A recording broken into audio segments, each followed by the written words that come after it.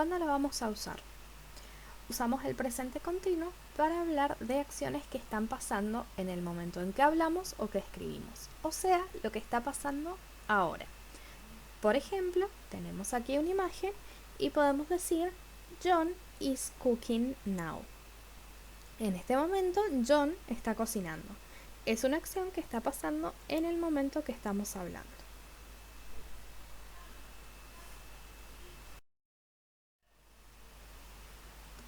También usamos el presente continuo cuando hablamos de una situación temporal del presente, algo que está sucediendo alrededor del momento de hablar. ¿Qué quiere decir esto? Que es una acción que no necesariamente está pasando ya, pero sí que pasa alrededor de algún momento en el presente. Si, por ejemplo, decimos They are studying French this month. Ellos están estudiando francés este mes. No es algo que siempre hagan, sino que por este mes van a tener clases de francés. Entonces, a eso se le llama una acción temporal del presente o algo que está sucediendo alrededor del momento en que hablamos. Aunque no necesariamente estos niños estén estudiando francés, en este preciso momento. Simplemente lo hacen durante el horario de clases.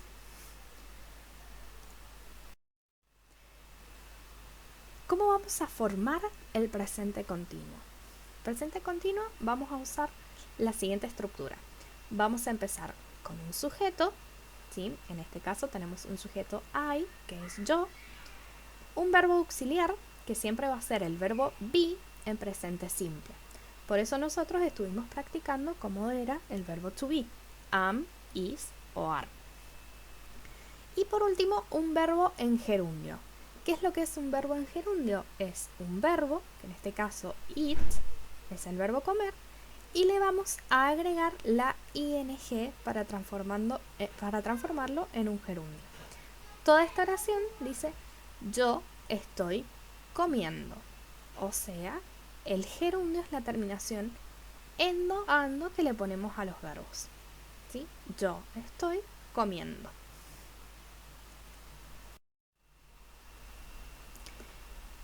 En oraciones afirmativas vamos a usar esta estructura, ¿sí? Que es el sujeto más el verbo to be, am, is o are, según corresponda, un verbo principal que va a ir terminado con ing y el complemento que es el resto de la oración. Por ejemplo, I am playing computer games now.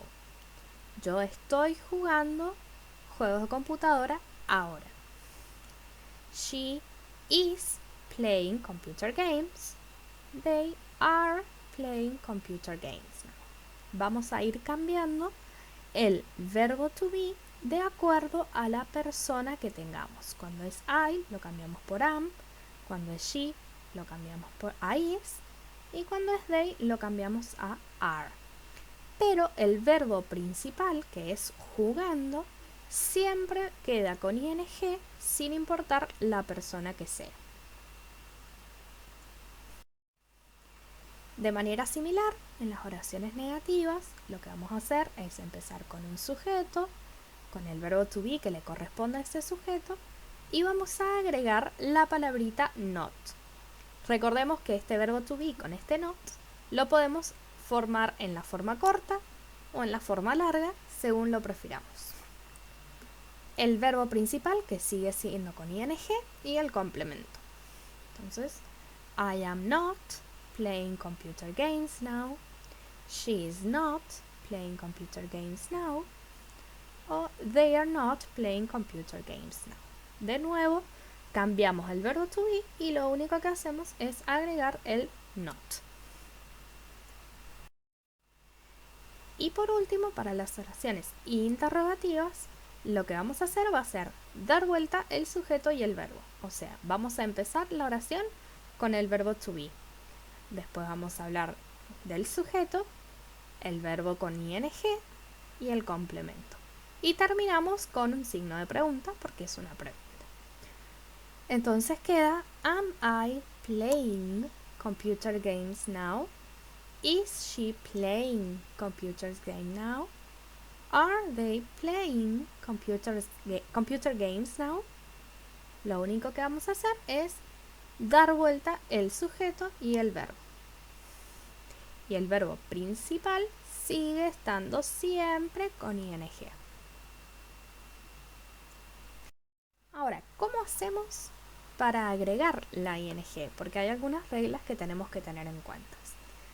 Esta es la forma base de los verbos y esta es cuando agregamos ing. La regla general es que al verbo le agreguemos simplemente ing. Entonces tenemos cook, que es cocinar, pasa a cooking, igual con ing. Eat pasa a eating, speak, speaking. Hay algunos verbos que en la forma base termina con y. En otros tiempos verbales esta y se cambia, pero en este tiempo verbal este verbo va a quedar exactamente igual y vamos a agregar ing. Entonces, el verbo buy pasa a buying, con y la i latina o la i del puntito. Lo mismo pasa con enjoy, enjoying, try, trying. Cuando el verbo termina en o, que en otros tiempos verbales también cambia, con la ing no sufre nada y simplemente agregamos. Entonces, go queda going, do queda doing. Hay algunos verbos que terminan en e.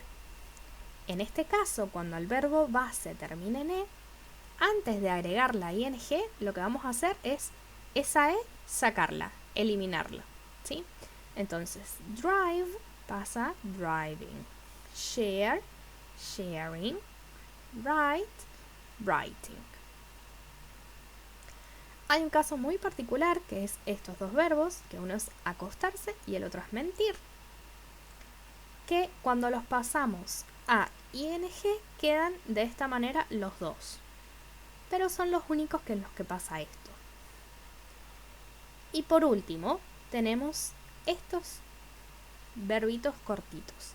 Estos verbos son verbos de una sola sílaba que terminan las últimas tres letras, es lo que tienen escrito acá, las últimas tres letras son consonante, vocal, consonante. Entonces, por ejemplo, skip termina en consonante, vocal, consonante. ¿Qué es lo que vamos a hacer? Antes de agregar la ing, vamos a doblar la última consonante, en este caso la P. Entonces, skip queda skipping, pero con dos P. Put, que también es consonante, vocal, consonante, queda putting con dos T.